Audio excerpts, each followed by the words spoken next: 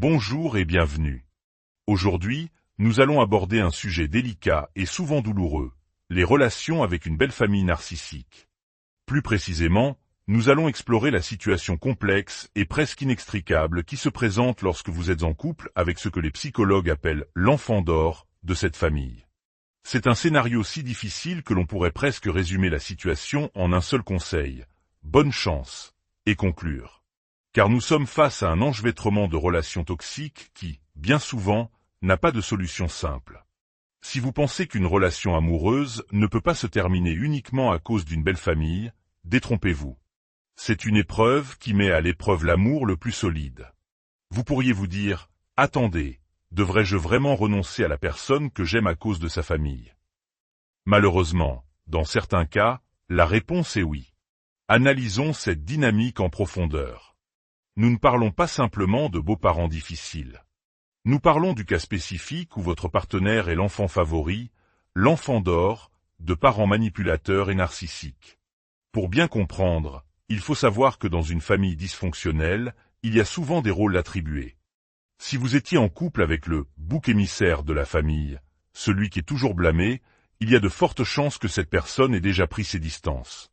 Le bouc émissaire voit clair dans le jeu de ses parents. Il ou elle ferait tout pour vous protéger de leur toxicité.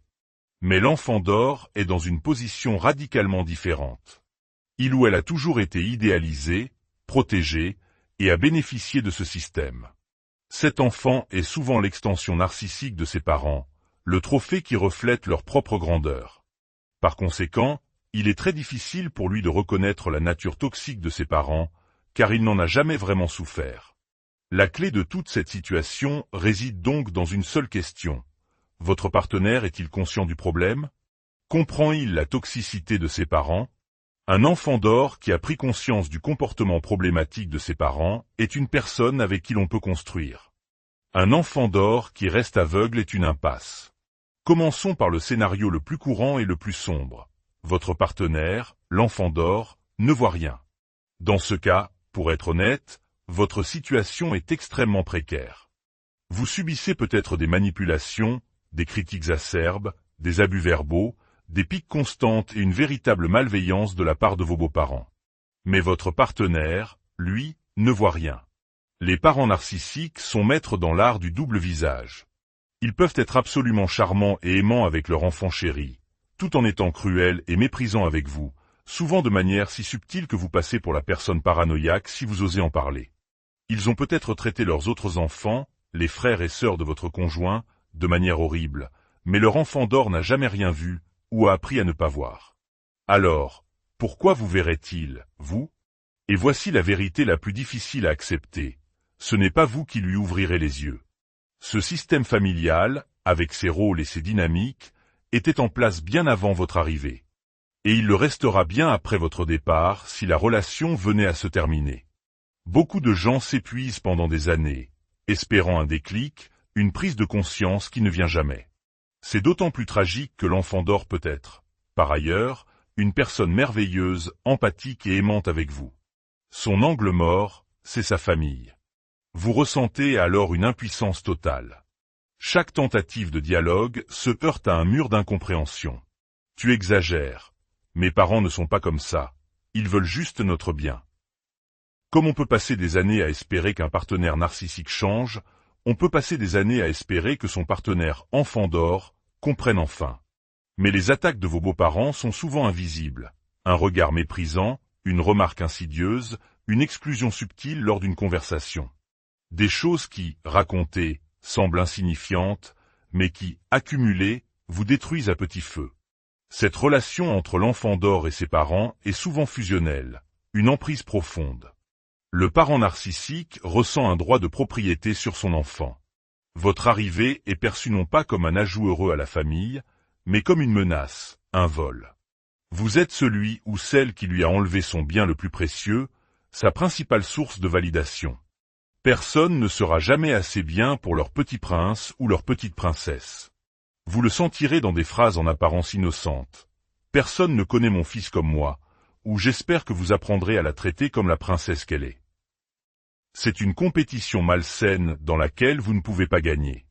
Pour le parent narcissique, vous avez volé son enfant. Et pour ce crime, il y aura un prix à payer. Car personne ne vole l'admiration d'un narcissique sans subir sa vengeance. Cela peut se manifester par un snobisme affiché. Vous n'êtes pas du même milieu, votre famille n'est pas assez bien, vos études ne sont pas assez prestigieuses. Même si vous cochez toutes les cases, ils trouveront toujours un moyen de vous faire sentir inférieur. Parfois, la stratégie est plus perverse. Ils peuvent tenter de devenir votre ami. C'est la technique du love bombing. Ils vous couvrent de compliments, de cadeaux, vous intègrent de manière spectaculaire. Vous pourriez penser, ça y est, je les ai conquis. Mais votre instinct vous dit que quelque chose cloche. Leur sourire semble forcé, comme celui d'un prédateur.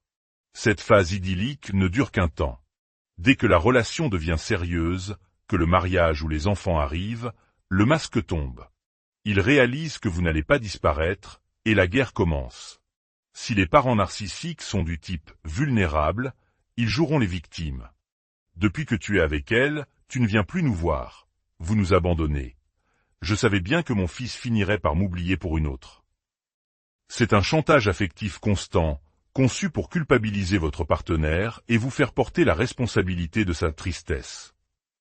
C'est déjà étrange quand c'est un ex-partenaire qui réagit ainsi, mais quand cela vient d'un parent, on atteint des sommets de toxicité. Il y a aussi une dimension culturelle importante à prendre en compte. Dans de nombreuses cultures, y compris certaines traditions européennes ou méditerranéennes, le fils aîné est considéré comme un héritier, un prince à qui tout est dû. Si ce schéma culturel se superpose à une structure familiale narcissique, la situation devient presque impossible à dénouer. Si vous n'êtes pas de cette culture, renseignez-vous. Vous comprendrez peut-être que vous vous battez contre des traditions ancestrales que la communication moderne et la fixation de limites ne peuvent pas résoudre. Alors, que faire?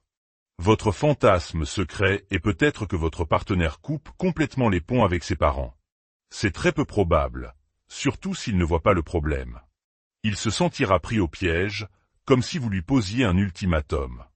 Et ne soyez pas surpris si, acculé, il choisit ses parents. Un premier pas, plus réaliste, est que votre partenaire reconnaisse votre souffrance. Même s'il continue d'être traité comme un roi par ses parents, il doit être capable de voir qu'ils sont méchants avec vous et d'avoir de l'empathie pour ce que vous endurez. S'il peut dire « Je sais que mes parents sont difficiles avec toi et je suis désolé que tu aies à subir ça », vous avez une chance. Si, avec beaucoup de chance, il prend votre défense, alors vous pouvez commencer à construire. Il est essentiel d'avoir cette conversation avant d'avoir des enfants. Car une fois que la dynamique des grands-parents s'installe, les choses empirent de façon exponentielle. En attendant, protégez-vous. Lorsque vous devez assister à des événements familiaux, prenez 2 voitures pour pouvoir partir quand vous n'en pouvez plus. Séjournez à l'hôtel plutôt que chez eux. Donnez-vous la permission de vous éclipser. Cherchez un soutien thérapeutique, idéalement avec quelqu'un qui comprend les dynamiques familiales toxiques et les aspects culturels en jeu. Mais soyez réaliste. L'acceptation radicale, dans ce contexte, c'est de comprendre que vos beaux-parents ne changeront jamais. Votre vie n'est pas une comédie romantique où vous finirez par gagner leur affection. Mais la partie la plus douloureuse de cette acceptation, c'est que votre partenaire, lui non plus, pourrait ne jamais changer. Il pourrait ne jamais être capable, ou ne jamais choisir, de créer les limites nécessaires pour vous protéger. C'est une situation qui peut briser une relation. Ce n'est pas une fatalité, mais vous ne pouvez pas être la seule personne à faire tout le travail. Si votre partenaire enfant d'or ne fait pas sa part, s'il ne peut pas ou ne veut pas voir la réalité, le fardeau sera trop lourd pour vous. Il sera déchiré entre vous et sa famille, et les parents narcissiques n'allégeront jamais leurs exigences. Vous aurez alors un choix terrible. Accepter d'être maltraité pour que la relation fonctionne, ce qui n'est tenable qu'un temps, ou partir. Partir pour vous protéger, ou pour ne pas obliger l'autre à faire un choix qu'il est incapable de faire. La responsabilité finale incombe à l'enfant d'or. C'est à lui de grandir, de s'individualiser, de comprendre que fonder sa propre famille implique de la protéger, parfois même de ses propres parents. Mais le système qui l'a couronné est si gratifiant qu'il est incroyablement difficile d'y renoncer. N'invalidez pas votre propre ressenti. Ce n'est pas juste une histoire de belle famille, comme on en voit dans les films. Quand c'est toxique, c'est destructeur. Vous pouvez surmonter cela si vous et votre partenaire formez une équipe unie. Mais s'il essaie de ménager la chèvre et le chou, de jouer sur les deux tableaux, il n'y a souvent pas d'issue saine pour vous, ni pour les enfants que vous pourriez avoir.